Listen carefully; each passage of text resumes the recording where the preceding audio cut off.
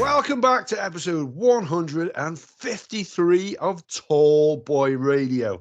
It's the first one of 2023, so we want to wish you all a very happy new year. And what drinks are we going to be celebrating with tonight?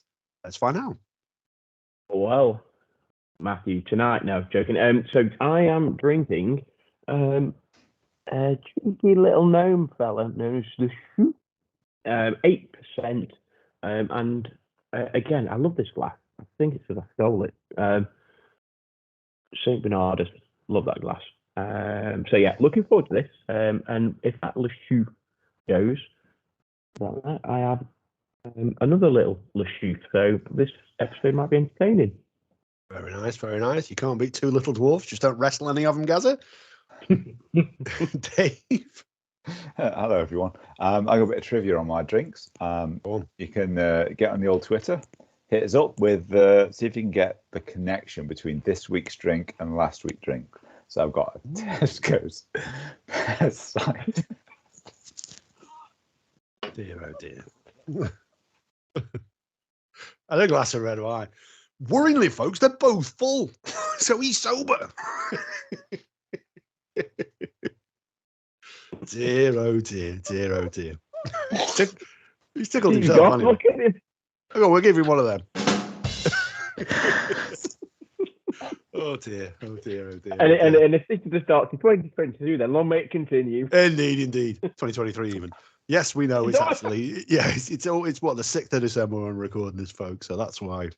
Right then. So we're going to do something that may be a little bit late in this episode, Room 101. So here's a beer, Gary, that you may want to put into Room 101. You've taken umbrage in the past to some of the beers I have drank, including such fine flavors as pineapple. Yeah? Ooh, nice bit of wind there. So what we do have tonight is a Brewdog Rattle and Rum. And it is a rum and oak chip stout. Does that appeal? I'd give that a go. It's nice. I'd give that a go, yeah. You take oak chips over pineapple. Yeah, probably. Deary me. I'd probably take lots of things over pineapple if I'm honest. In fact, I might be changing my Room 101. Well, there we go. There it is, folks. Room 101. We've done it before. Proved popular. Not with listeners. We really enjoyed it. That's not the point. No, I'm joking. It was popular with listeners. So, yeah. We like to do it. We did it around about this time of year before. I think it might have been as far back as maybe 2021. I can't remember. But we're coming up towards our 3-year anniversary. So we're trolling through old ideas because we've run out of new ones. I'm joking, folks. We've got plenty in the bag. Don't you worry. So, yeah, we're going to do Room 101 tonight. We're each going to take it in turns and send something into that old George Orwell classic from 1984, which is slowly becoming a reality. And we're going to be sending stuff to Room 101 that we don't like and we don't care. And do you think I'm still holding on to that little bit of bitterness when you refuse to put spiders into it on the last time of outing? You better believe I am. Dave, would you have put spiders into Room 101? No. I think I might have even been on that episode because I think I remember we were talking about how useful spiders were. Absolutely, Dave. I'm with you there. Dear, oh dear. Dear, oh dear. Right then. Who wants to go first? Who wants to put something to Room 101 first? I'll go first then. Mushy peas. What the fudge are they all about? Like, seriously? Like, colour, consistency, texture, taste. You might as well just have a sick emoji all over your food. Like, who even like? Do you either you should like mushy peas? Yeah, always fish. No, either fish chips, mushy peas, curry sauce, or sausage chips, mushy peas, curry sauce.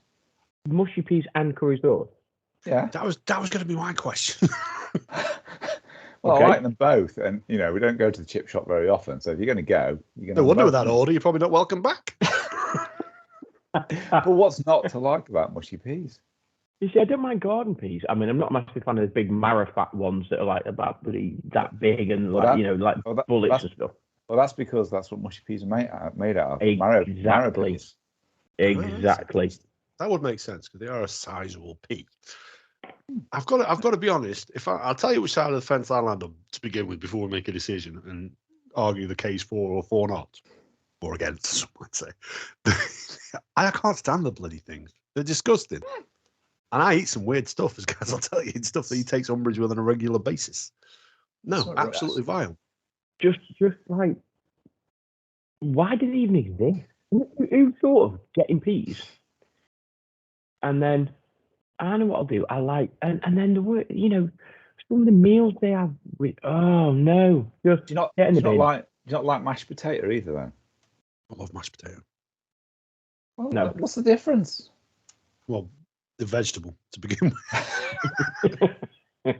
I mean, Have you unfortunately, seriously just said what's the difference between mushy peas and mashed potato?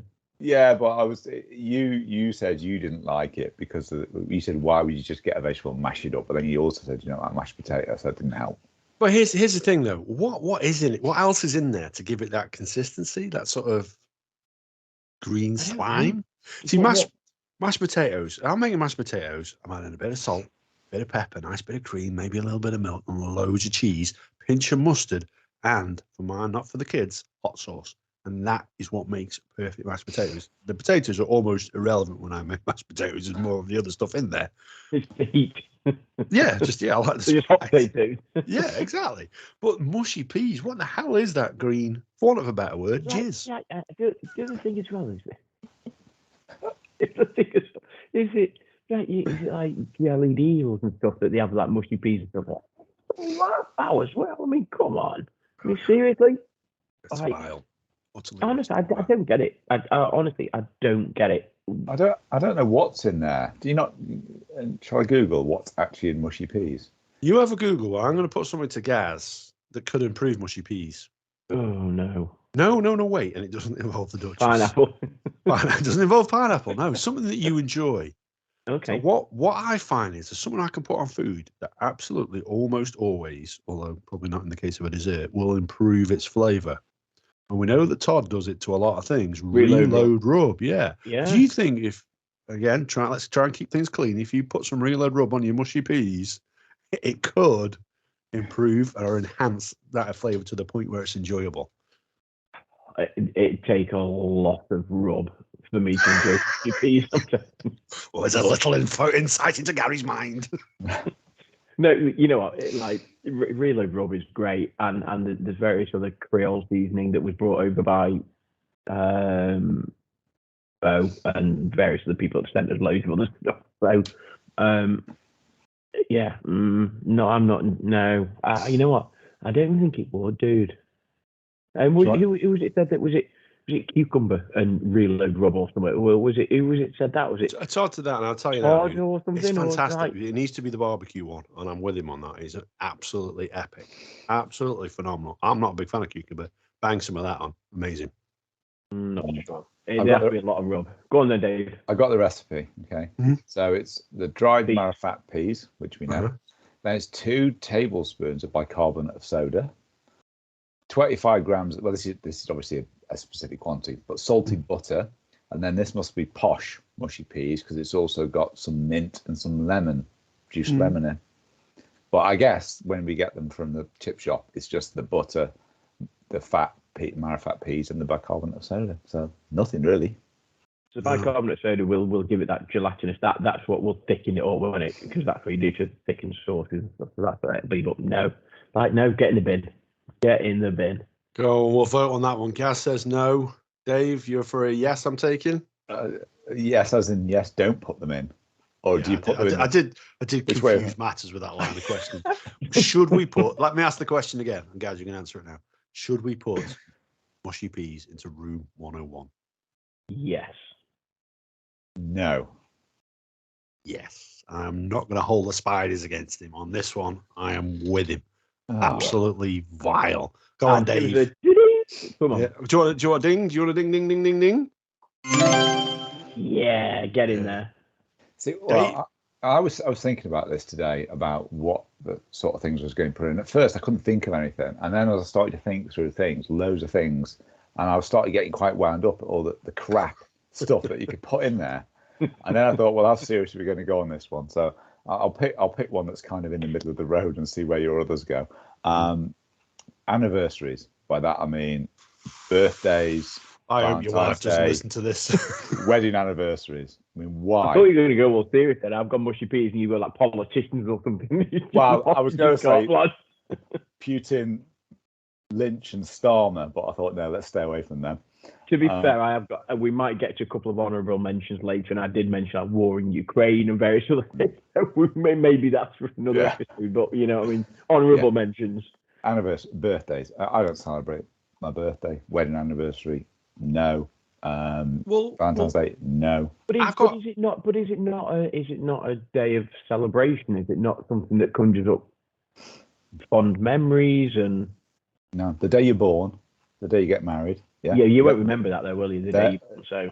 I can't remember a lot, guys. Well, they're the significant days. Just every year after that. I mean, what the heck? What's a year on got to do with what happened? Well, all I'm going to say is, in terms of significant, all the three of us next year have a very significant birthday. If in terms you're going to measure these things, next year is a huge year. Just for you guys, isn't it? So, do you want to share your anniversaries next year? Well, I mean, next year we've got a huge year next year. So I'm the 50, although I feel like 21.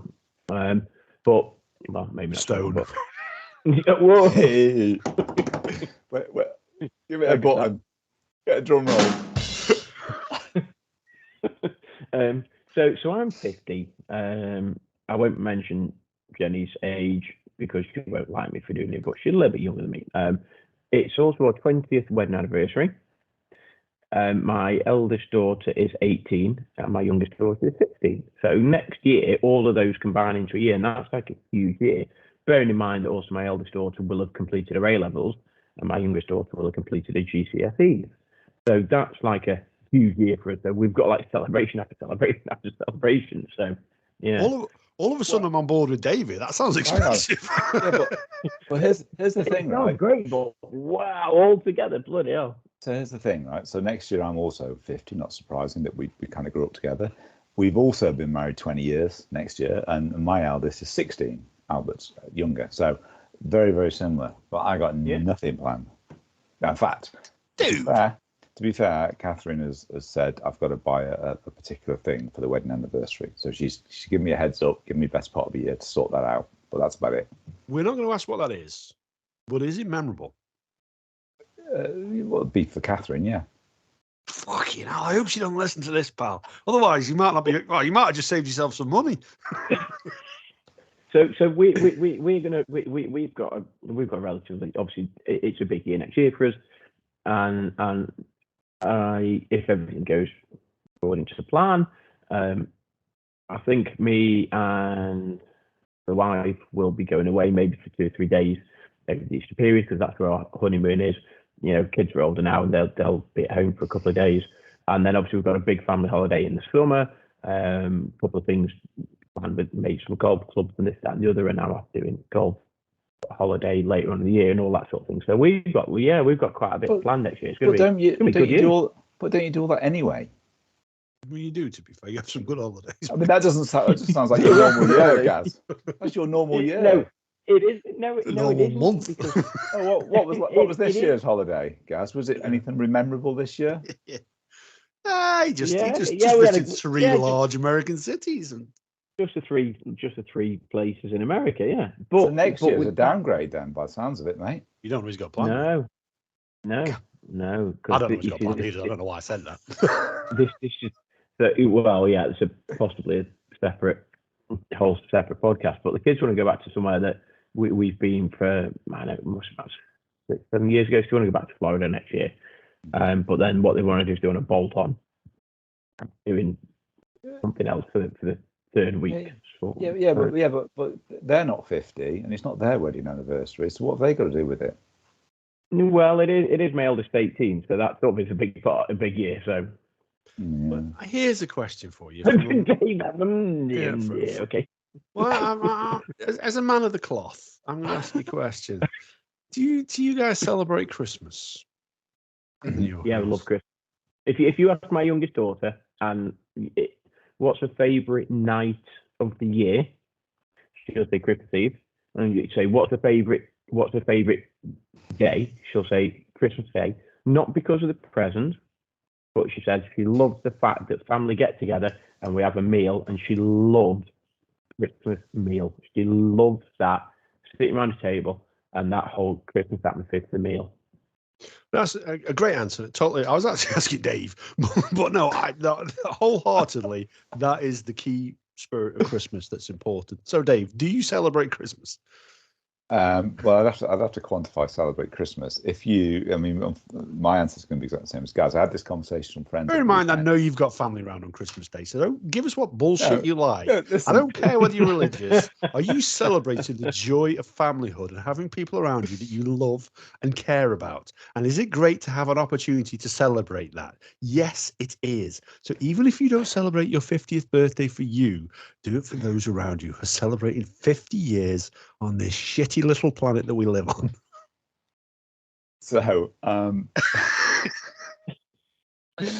so do I celebrate Christmas? I don't celebrate Christmas trees, Christmas present, Christmas decorations, carol singing, and all of that crap. But I absolutely love the time of year, because apart from my main summer holiday, it's about the only time I pretty much stop working. And on Christmas Eve, we have family around, we have our neighbours around, big around the table, we have food, then we sit drinking, playing games with the kids. Christmas Day, all around mothers, family are coming to stay over the Christmas period. New Year's Eve, loads of people come around. So absolutely love that time to just chill, do nothing, spend it with the family, quality time with the kids, playing games. They pretty much lead what you do. It's about them. All of that stuff, absolutely. But that's not Christmas. That's just that is Christmas. The time of year that we can all get together. That is Christmas.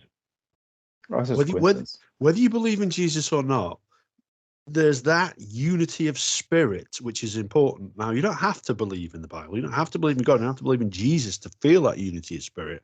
You can have that in the family and that family bond. Do you not think potentially you could be missing out on opportunities to celebrate that a little bit more? I celebrate my anniversaries with my wife, because although I love her every day and she tolerates me, we celebrate a time that we stood up in a church and in front of all our friends and people that we love and said, we are celebrating our love. We are making a commitment to each other. So I celebrate that day every year as a point of memorandum. Do I keep it in my heart every day? Yes.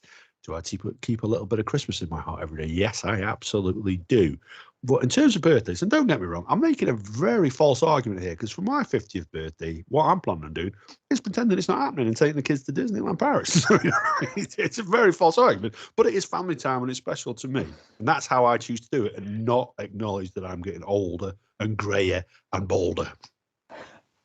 You see, I would, and I don't know the answer, would you have decided to have taken your kids to Disneyland Paris had it not been your 50th year, or is it just coincidence it was? Is that you think, well, actually I'm 50, so therefore we'll do it this year, so therefore you sort of combining, and had you not been 50, had you been 49, we'll just say, well, actually we might wait next year because then I'm 50 and we can combine it. And I don't know. No, it's more about waiting until JJ's a little bit older so he can appreciate it. JJ's 3 at the moment. Yeah. By the time we go this year, it'll be 4, so hopefully he can take it all in, and hopefully a little bit memorable for him. Obviously, although I'm the same age as these guys, my kids are a little bit younger. I always do things a little bit later in life. I'm planning on learning to ride a bike next week. So, go on then. Are we going to put anniversaries? Are we going to hang ourselves with Dave and put anniversaries into room 101? I have a feeling I know which way it's going to go. Dave, have we convinced you at all? No, not the slightest. Didn't think we would. Gaz? It definitely should not be in room 101. Yeah, we're setting records. This is only the second time on an episode of Room 101 that something hasn't gone in. Denied, dude. We cannot stand for this. Have a good think. Go to the corner, have a good think about yourself, young man. That's 2 out of 2. I've been opposite you guys. It's like I don't know you. No, I think you just wish you didn't. Something different. Yeah. I'm amazed that Dave didn't say room 101 is adding Gaz. You know what I mean? Well, he's got a couple more options yet. He's got a couple more yet, so yeah. Go on. I've kept mine fairly mediocre run of the road after the Spiders escapade. So My major beef, and it has been for a couple of years. And last week we talked about, it wasn't last week, actually, a couple of weeks ago, we recorded it last week. Eco-friendly options, cardboard straws. I hate cardboard straws. I get the reason why they're there. I get the eco-friendly nonsense. But I'm telling you now, if I'm having my cocktail, by the time I get to the bottom, and bear in mind, I drink it pretty damn quick, that straw is melted into the bloody drink. There is a better solution than cardboard straws out there. If there's someone who wants to take this onto Dragon's Den and do something with it, then they absolutely should. And I am sick to death of them. About maybe once every 2 or 3 months, I'll take my kids to McDonald's because I know it's unhealthy, but they absolutely love it. We keep it as an absolute special treat. And I'll have myself like a McDonald's. And I have to now save the drink to the end, despite the fact the damn stuff was all covered in salt and I'm thirsty and I really need a drink. I can't put the straw in there because it will dissolve by the time I finish my bloody meal. They are crap. Plastic straws are shit, yeah. Yeah. First world problems. First world problems. That's what's troubling me this Christmas, folks. But it's not funny at all when you talk about Greta Thunberg. In fact, put her in the bin. That's what I haven't even thought about. We'll put her in the bin. I've got a theory about Greta Thunberg.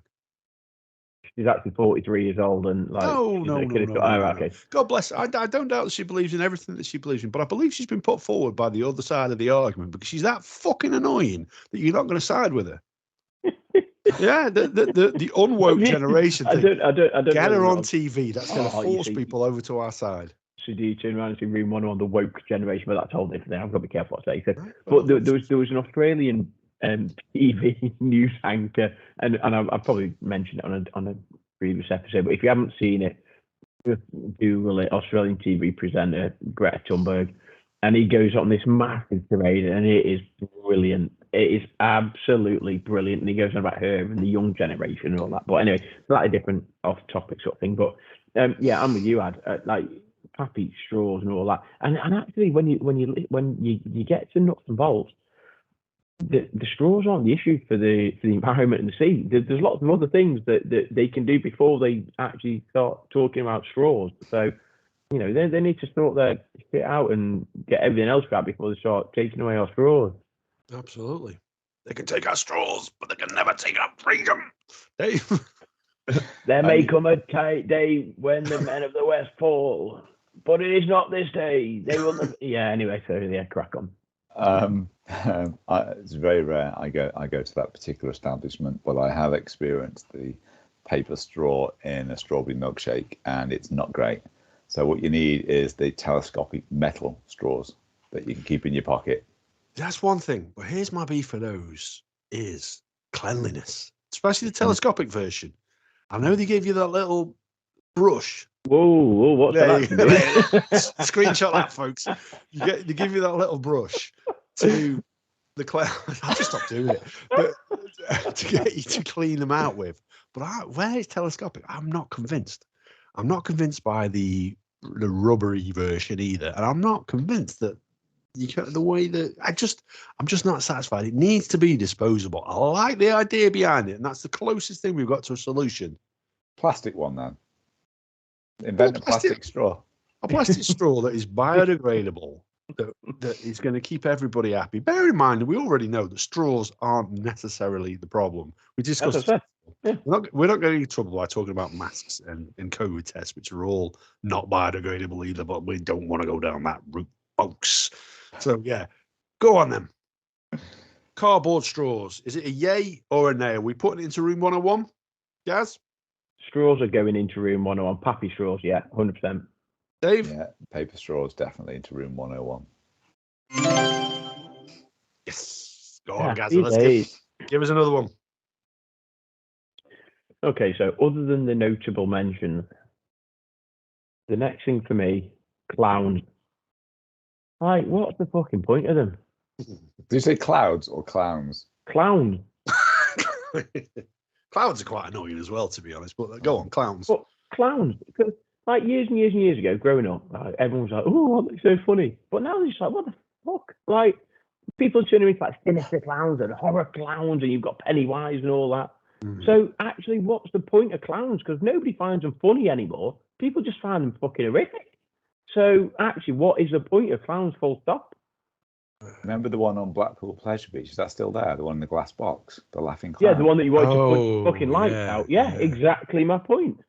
I quite like clowns. Well, I mean, have you seen the TV show Baskets? Yes, I have. And this is about a man who aspired to be a clown, and he actually educated us a little bit in terms of there is a fantastic and quite a rich European history into clowning. Yeah, but You're not convinced? I'm not convinced. And you ask any, I would say maybe not any child, but you ask a lot of kids now, do you like clowns or not? And they'll go, no. A lot of people are afraid of them. Do you find clowns creepy? Yes. So what is the point in clowns? Other than, unless you're going to make a horror film, and clowns are, but what, so clowns per se for what they were initially intentionally supposed to do, make people laugh and be funny, and it just doesn't happen anymore because people just find them creepy. So what's the point? Just bin clowns. Would the world be a better place if we didn't have clowns? Yeah. Is anybody going to shout and scream if we don't have clowns? No. When was the last time you went to a circus with little kids that had clowns? Well, I'm not being funny. Last time we went to a circus with the girls was, oh God, it must be 10, 12 years ago. And the clowns in there were like creepy as fuck. So like, nah, not for me. So is your problem with them that they're creepy or they're just not funny? Both. Because I think the whole point of clowns back in the day was that they're funny and people are entertained by them. Now they're not because they're just shit. And then they now become a creepy. So clowns are now more of a creepy thing as opposed to what they were supposed to be in the first place, which is funny and entertaining and parties and all that. You know, you get a clown at a kid's party now, you're like, who's this dude? Like, what's this game? What does he want? He's not funny. Crikey. See, I kind of get where he's coming from because Here you go. You see. No, I'm not siding either way Dave, at this point. Dave, would you hire somebody to be a clown at your kid's birthday party? Dave spends his Tuesday night with two clowns. Yeah. Well, I wouldn't now because they're like 14 and 15. Okay, but back in the day, would you hire somebody? Would you have a clown at your kid's birthday party? I wouldn't hire someone because that's just spending unnecessary money. But I could probably be a clown myself. Have I ever done it? I can't remember. That means he has, folks. That means Catherine's got a gimp outfit underneath the bed. The rubber clown comes out on a Friday night. He's not denying it. So I'm just, stop clowning around. No, I kind of get where Gaz is coming from because now clowns are supposed to be this fearful thing. But there's a mystery about a clown. There's a mystery behind the makeup. They ask the question, the different varieties of clown that they are, that vaudevillian feel to them, that I do think there's a little bit of charm that is probably lost on today's generation and lost in the clowns that are popular today, like Pennywise. That is played on the fear that insecurity around that you never know what they're going to do next. And maybe they're going to do something absolutely horrid. And there was it maybe 10, 12 years ago when there was this fad of people dressing up as clowns and scaring the shit out of people with machetes and stuff. Yeah. So, I remember that. Yeah. Yeah, I kind of see where you're coming from. And that's my point, is the clowns back in the day as they were originally created, yeah, maybe so. See, if I was Alan Sugar now, I'd be saying something like, this is where I struggle. And then there'd be some dramatic music playing in the background. Well, this is where I struggle. In terms of the art, I've got a very rich culture and they're ingrained in various parts of society, specifically in France and in America with the rodeo clowns. I just do think it's a very, very rich part of culture to have this a part of it. In history, yes. But I just think sometimes when these things are lost. 2023, I think that's been lost. And I don't think anybody would, if we threw them into room 101, I don't think anybody is going to go, oh my God. Like, I just bin them. There's just no point in them. Oh, I've never been so on the fence in my life. It's a tough one. Go on, let's call it. Let's call it. Come to me last because I just can't decide. So I'm going to throw clowns into room 101. Dave, are you throwing clowns into room 101? I'm not at all. No, I think clowns are fun, and Adam says there's a rich history. Just because you may have seen a couple of crap ones, you don't have a sense of humour for being squirted in the face with water, you know, and watching some balloon bending and some unicycle riding. Now keep the clowns. Can't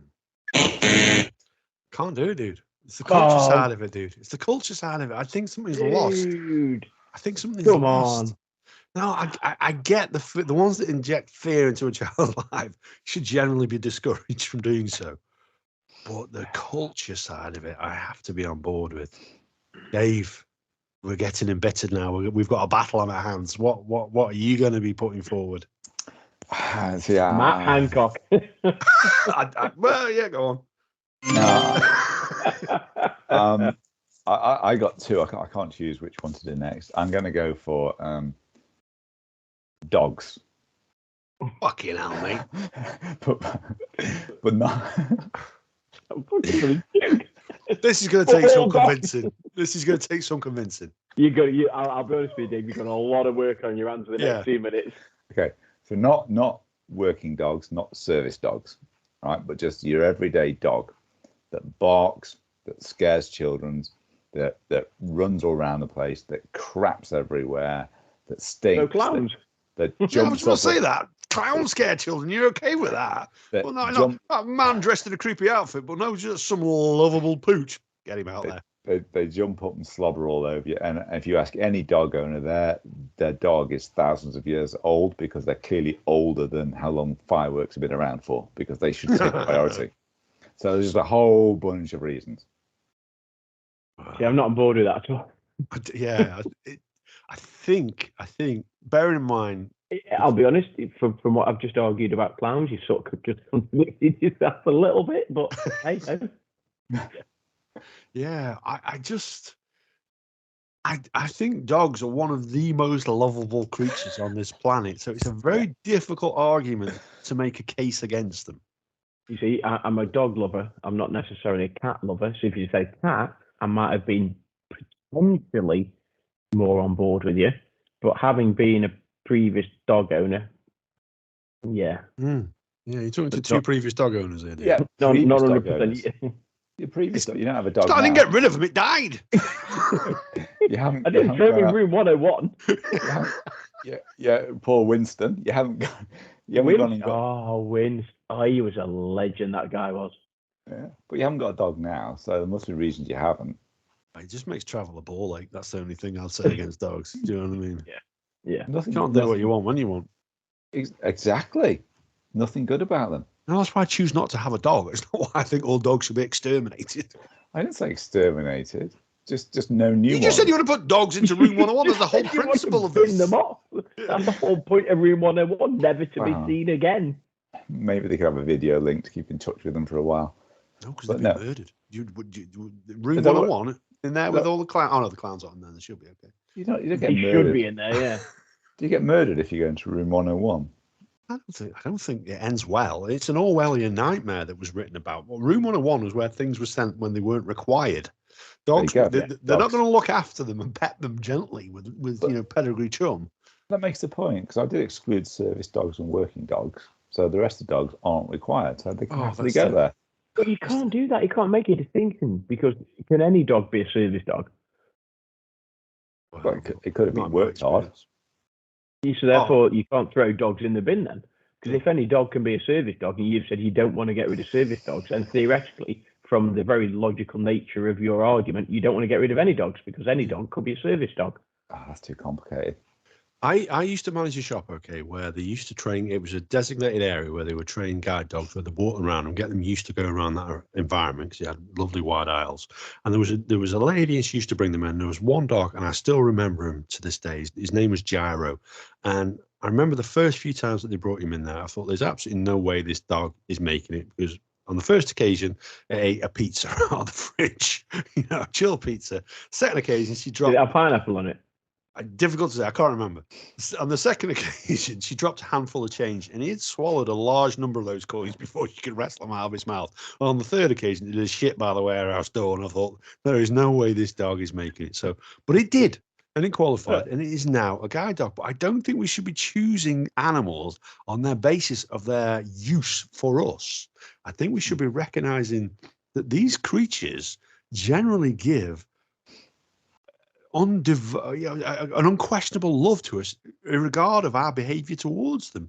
And then actually, if we all behaved a little bit more like dogs, and I'm not talking about sniffing each other's asses and crapping in the streets, but in general, their general demeanor and characteristics, I think, are quite wonderful. Not all dogs. Funny things happen to me when I put this dog collar on. So I tell you what, if you're not watching the video version, you've got a very creepy image in your mind right now. Yeah, those studs are quite shiny. Put the bell on the back. Wookiees. No, So you're not with me then.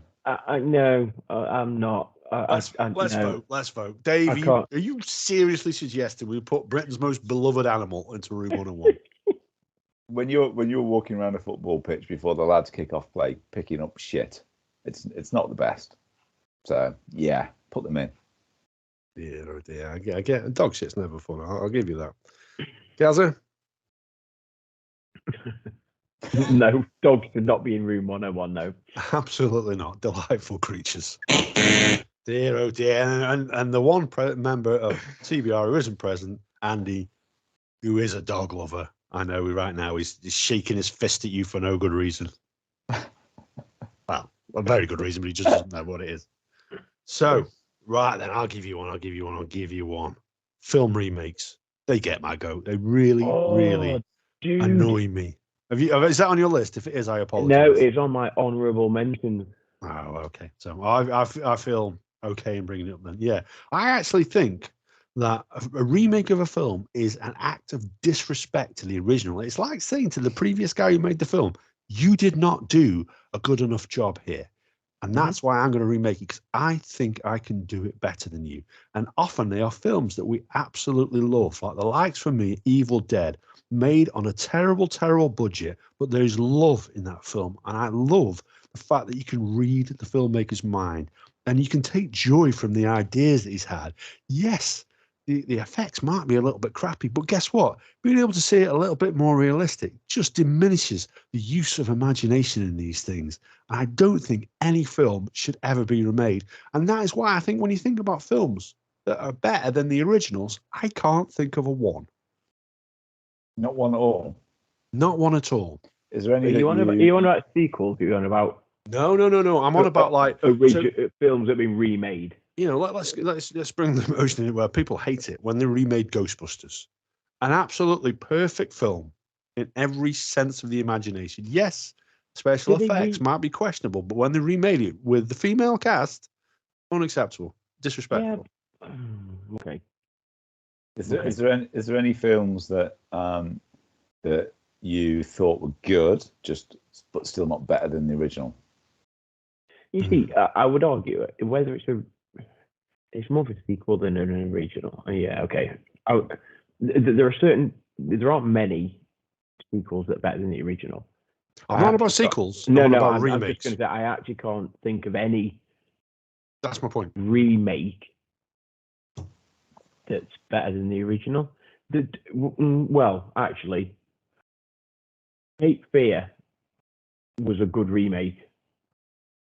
It is, but let's be honest. It is. The original. Come on, dude. Come on, dude. No, it's a good film. It's in its own right. If you see that as by itself, Cape Fear is a good remake.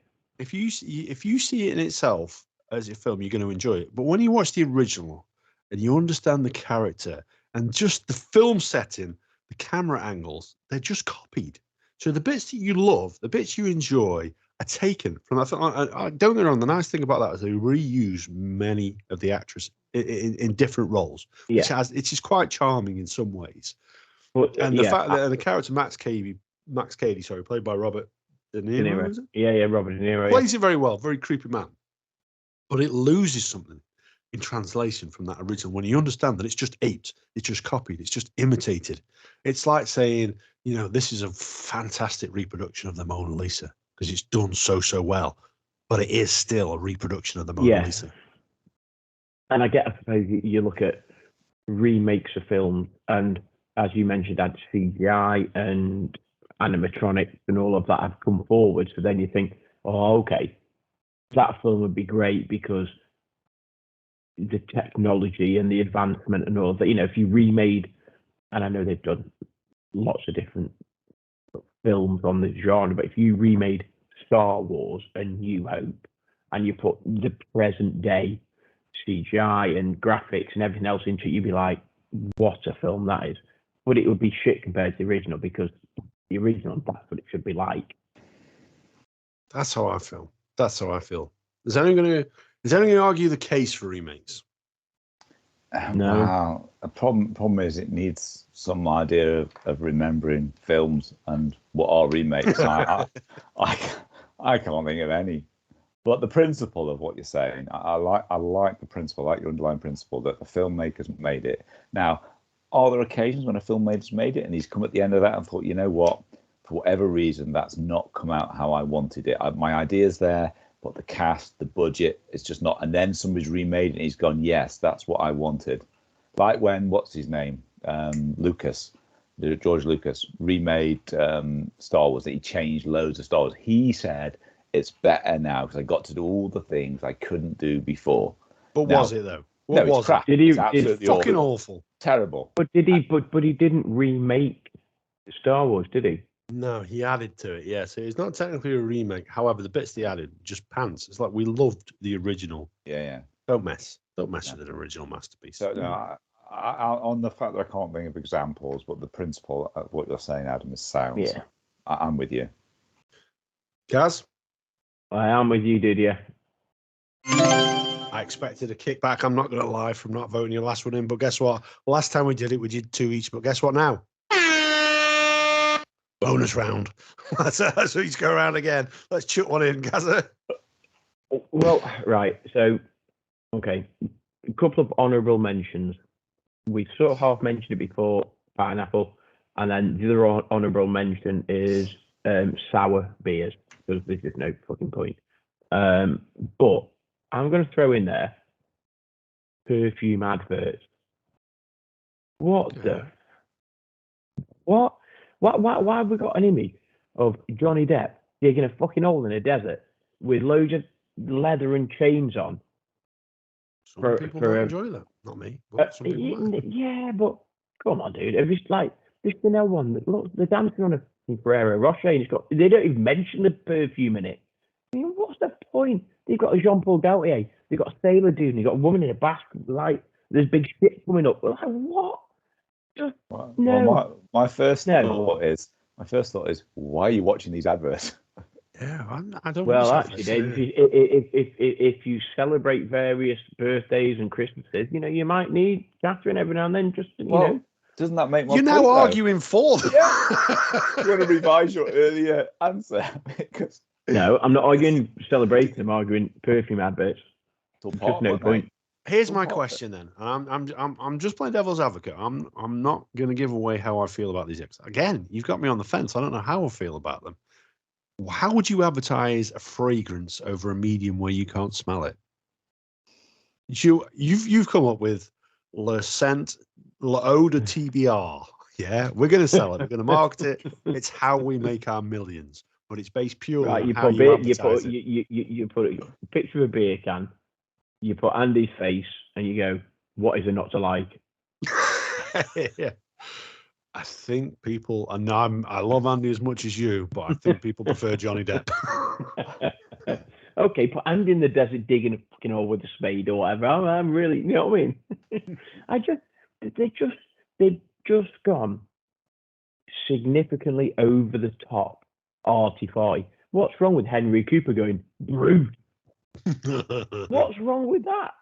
Come on, they've just gone. So they've just gone way too over the top, way too like arty, way too like subliminal and all of that.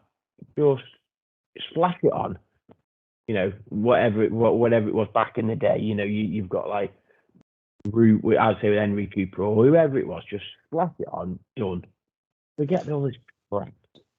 You're outnumbered 3-1 in your house, Gaz. So do the other three buy the stuff that they see advertised? Well, sometimes, although my youngest daughter has said certain perfume adverts annoy her, because she's actually said, "What's the point of that?"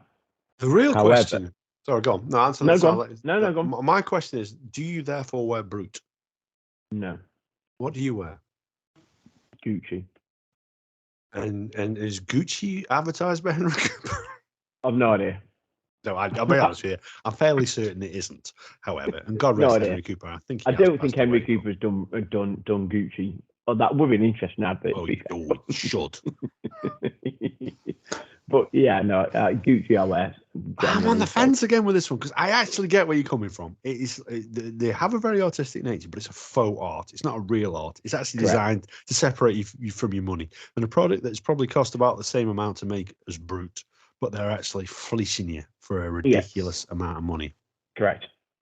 I had a friend actually who was a security guard. He used to work with Co-op, who I used to work for, and he went to be a security guard with Debenhams. And he told me that shop in Hanley lost £250,000 a year to shoplifting, and the vast majority of that was male fragrances.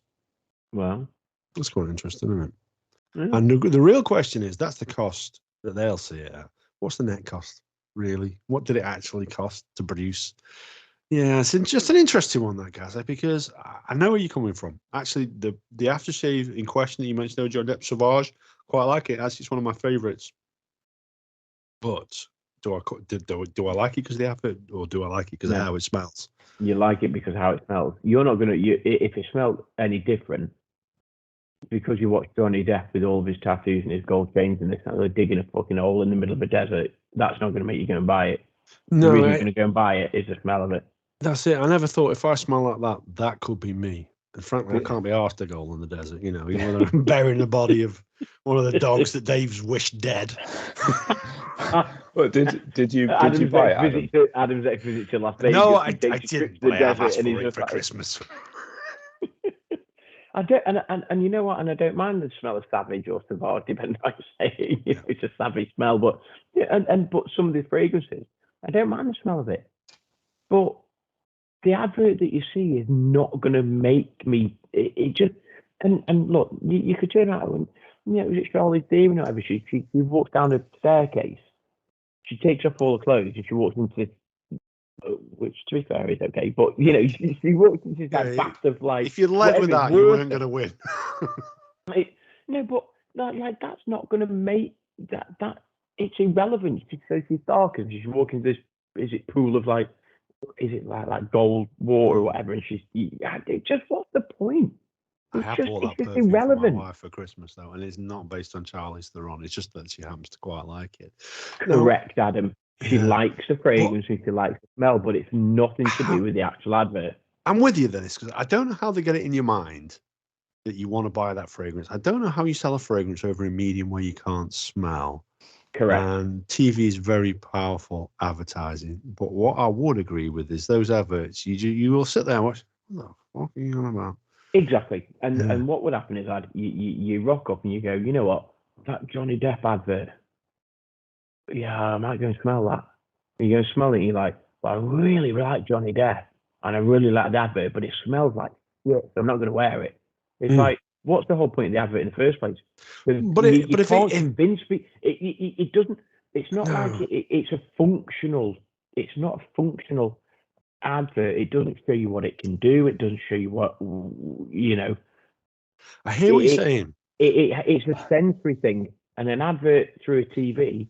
It is. But if they choose a character, that symbolizes someone who wants to wear it, someone that we aspire to be like, whether we do or we don't, and that's what they choose to market their advertising campaign on. And obviously, given everything that Johnny Depp's been through this year, he's actually been painted in a somewhat heroic role. It's probably done their advertising campaign. It certainly isn't why I asked it for Christmas. I just really quite like the smell.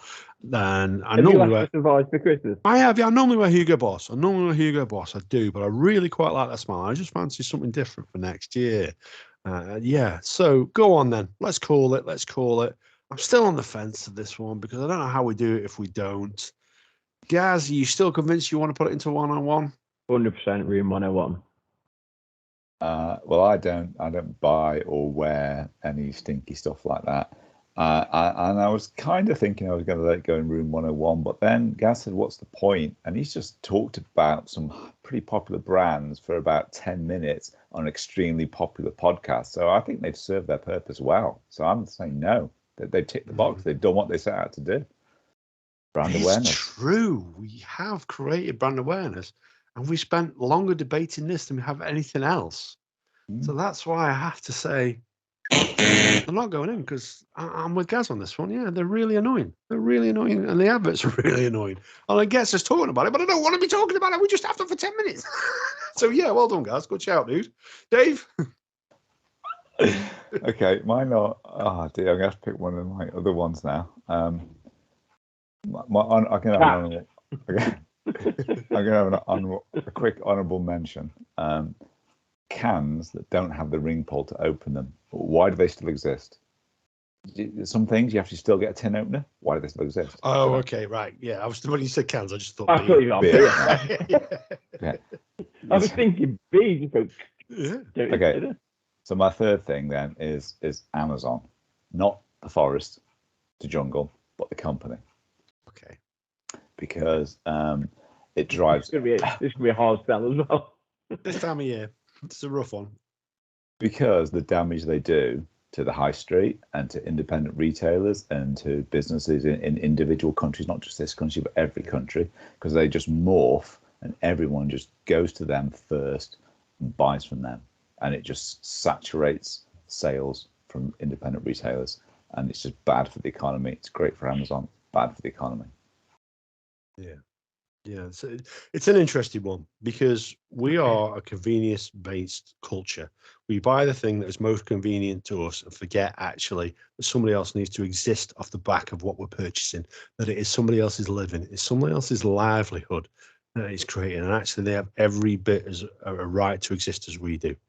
And the fact that Amazon have made a model which makes it easier for you to go out and purchase your products, it's going to get delivered to your door. So you don't have to get off your big fat arse and go and do anything about it, isn't necessarily better. Ignoring the fact that pretty much anybody who gets a gift off me this year has actually, when I'm on my high horse here, probably had it delivered via the Amazon delivery van.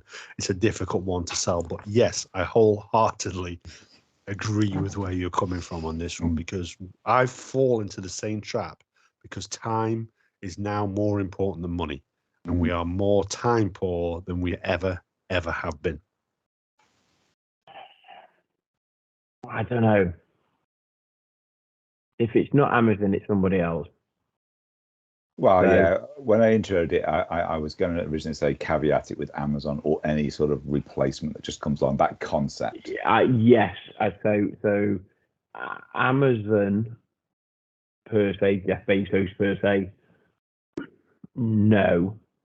The proliferation of online retail, yes, maybe, because that's to the detriment of high street shops and small businesses and local communities and all of that. And physical cash. And physical cash is wiping out the need for it. Oh, to be fair, I generally don't remember. I mean, I don't carry cash really that much. It's literally the last time I had it. Yeah. It's Christmas Christmas jumper day at work on Friday. I panicked because they want £2. I thought I haven't seen a £2 coin since worked in retail, and it wasn't mine. So I don't know, dude. Yeah. Roll back. Think of our village, our local village here. You look around now, it's bars, restaurants, takeaways, charity shops, hairdressers. Yeah. There's hardly any actual shops left. When we were growing up, there was you could buy anything down there. You've got very few independent retailers. I think there's a correlation between this is going to sound really weird, but I think there's a correlation between the type of restaurant, bar, bistro, and then if you attract people to that and they tend to become successful, you might then get more independent people coming to shop. But I think if you can attract people to the town centre for whatever reason, then on the back of that, you might, as you say, you might propagate some businesses. However, take your point, Dave, you go back 15, 20 years, and there were lots of different types of independent shops in and around Alsage, whereas now they're not, and they're not there anymore. So, clothes, shoes, furniture, TVs, radios, electronics, hardware. You could all just walk down and get Eric Alcock's. I mean, where's that bad boy Eric gone? Alcock's. I bought a quality stereo from there. Yeah. And I'll tell you this, and the key thing that's been taken away from this, it's not to do with money, it's not to do with being a little bit cheaper. It's that social interaction. Shopping used to be a social interaction, a conversation with somebody, whether it was another customer, whether it was the guy you're buying the stuff from. It had value to it as a social experience. We're human beings, and it's a social experience. And if you're holding something as important as Christmas as dear in your heart, then you should be holding something as important as social interactions in your heart as well, because that is what it's all about. That is what enriches life, not the almighty dollar in Jeff Bezos's pockets, who has only got richer and richer and richer during the pandemic, when it was all these people took advantage of it. Don't get me wound up. Don't get us, I didn't want to go down that route. So No. But if you don't go Amazon and Jeff Bezos, you go. Oh no, just Jeff Bezos. Mark Zuckerberg, Facebook, or you go whoever. You know, I don't think it necessarily is Amazon and Jeff Bezos. I think it's as I say, the growth of the online retail as opposed to your local retail. So, Davey, are you saying Amazon or are you saying online retail? Any aggregated online. So if it's a specialist like Richer Sounds, who've also got retail premise and sell online, absolutely fine. If it's so what about people like ASOS and people? So any that's fine. That's fine. But if you're an aggregate where you can just go and buy anything from the same account on your smartphone, I think that's just killing too much. If it's independent, different, you've got a shop, you've got to look at one, you're more likely to go and look at your local store. You get onto Amazon, you just go there, you read the fake reviews, you're fooled into buying it, you click the one buy, and you've got it the next day. So if there's an independent that also has a website, an opportunity to purchase online, you're okay with that. But it's your big, I say, your one-stop shop type thing. When they're so huge that the prices are driven down, so the people they're buying off, the prices are driven right down. The cost of delivery is right down or free. You know, it's so cheap that you can't resist buying it. It's that we've got to get away from. Well, go on then. Let's have a vote on this. Dave, you're clearly not convinced. Otherwise, you're still going to vote for it going into room 101. Gaza? You know, I don't know actually now, because originally I was like, no, but I think of the benefits if it went tomorrow. I think the concept, I agree with you. If you're saying a particular company, no, i.e. Amazon, but I think the concept of it, I'd love to get more power back into the local community or local shops or smaller. I might, okay, I'll go with that. I mean, as much as I like Amazon, it's dead convenient. Okay, I'll go with that. Yeah, I'll put it in the bin. Absolutely, 100% has to go in the bin. We've all fallen into the trap of convenience. We've all found it too easy to jump on board and make our lives easier. But guess what, folks? Making your life easier isn't always making your life better. Keep that in mind when you make your decisions this Christmas, unlike I did. Next Christmas, I'll try and shop local, I promise. But absolutely, people like that have to go into room 101. Last one then from me. No, it's a quick one because we're at the hour mark now. We've gone on a little bit longer than we had anticipated, with a little bit of pontificating on all our behalfs. Gogglebox needs to go into room 101 for me. That TV show that Dave probably hasn't heard of because he's sensible enough not to be sucked into the absolute bollock of whatever it is. People watching TV shows and talking about that TV show that they're watching. You don't even show the damn TV show half the time. Two people sat on a couch fucking talking about some shit TV show that you had no intention of watching in the first place. Absolute bollocks. It's basically read out tweets. I'm sitting on TV. I'm watching TV. This is going to be funny. I'll tweet this about it. Basically, that is me. You can read out that tweet on TV. That's what I find humorous. It's diabolical. Most of the stuff they have to say isn't even slightly witty or entertaining. I cannot understand how it's a TV show. Guys? Yeah, I don't watch it. Mate, Gogglebox is mint. What? No. Gogglebox is mint. I do love know. Gogglebox. I know of it, but I don't watch it. You made honestly, the right decision. Some of the characters on Gogglebox, I say characters, some of the real life people, like, honestly, like, they're genuinely funny people. Well, they're not, though. We're celebrating are. stupidity for the most part. They say Well, that's what we do on TBR. fairly innocuous. Yeah, anyone listens to TBR does the same thing. Like, but, you know, they seem to make these remarks as are flippant and like it's not planned. Like they didn't know what they were going to watch. Like they're not watching for the third or fourth time. It's diabolical nonsense. No, I have to disagree, and actually, like, both my daughters love Gogglebox, and I actually, wait, I don't know if you like talk for a minute. Oh, in fact, can you see that guy? Don't know if you can see that guy. Can you see that guy? Guy with a beard. That is Bassett Siddiqui from Gogglebox, who Is that you? actually came to our school. Look at there you go. See, look at that. There you go. See, I love Gogglebox. He's mint. Is he the guy? I couldn't make it out. He's not the guy who stood for UKIP, is he? Because that's the other thing. Yeah, remember, some of the guys on there stood for UKIP. Make of that what you will. No, he was a top guy, and he came as part of our work and stuff. So, but before even I knew he was coming, we as a family we love Gogglebox. It's mint. Some of the characters on there are, honestly, they're dead funny. And if my two daughters were now on this podcast, they'd be proper like. In fact, they wouldn't be even on the podcast to be running over that road there, smashing your door down, saying, "Adam, what are you on about?" Because I'll put them right. Yeah, good luck with that, dude. Go on then quickly, because we're at the hour mark then. Let's have a vote on this one.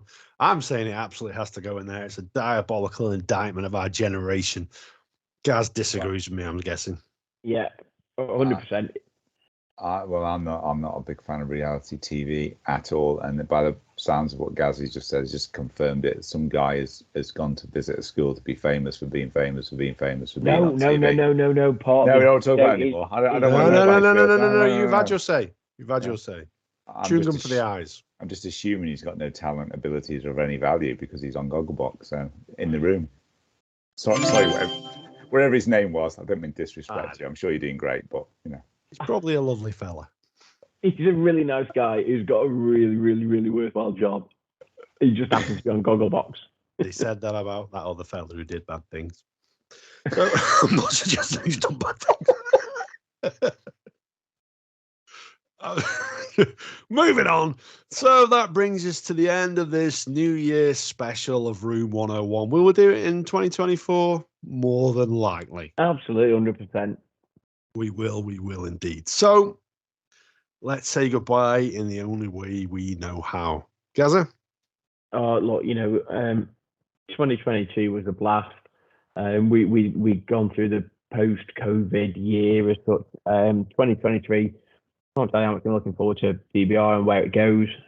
Still want to do loads more outside broadcasts, and it's something we said last year. Hasn't quite happened this year, just variety of reasons, but yeah, can't wait to see where TBR goes next year. Looking forward to 2023. Loads more guests, loads more countries, loads more listeners.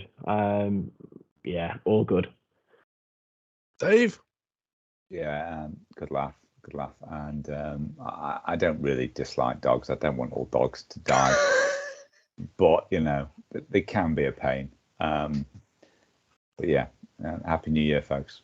Happy New Year, unless you're a dog lover. So I'm gonna finish this episode. Something I haven't done in a long while. Actually, I'm gonna finish it on a Morrissey quote. God bless him. My God. No, because the one Goodness thing I wanted to put in here, and I thought no, actually, because I thought we want to keep it upbeat. We want to keep it, you know. I wanted to put Sorry, politics upbeat in and there. Morrissey, they're just two words that don't go in the same sentence. Probably not, and the quote isn't going to be especially upbeat, but it's valid, and that's the thing. And yeah, so I wanted to put politicians in there. So I'm going to quote a lyric from Shame Is the Name. And it's, politician, will you listen to yourselves for just once in your life? Because of something you said, 2 soldiers are dead. Think of the money you save. Seniors are in their graves. Good night.